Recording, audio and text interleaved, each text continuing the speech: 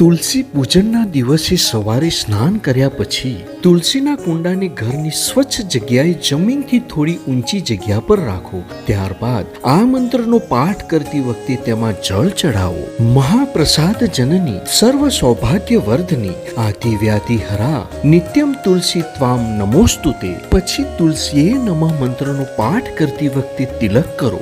અક્ષત એટલે કે ચોખા અને ફૂલ ચઢાવો અને થોડો પ્રસાદ ચઢાવો. દીવો પ્રગટાવો અને આરતી કરો. અને 7, 11, 21, 51 અથવા 111 તુલસીજીની પરિક્રમા કરો. જે વ્યક્તિ ગરીબી દૂર કરવા અને સુખ અને ઐશ્વર્ય પ્રાપ્ત કરવા માંગે છે તેમણે તુલસી પૂજનના દિવસે શુદ્ધ શ્રદ્ધા ભાવ અને ભક્તિ સાથે 108 વાર તુલસીના છોડની પ્રદક્ષિણા કરવી જોઈએ.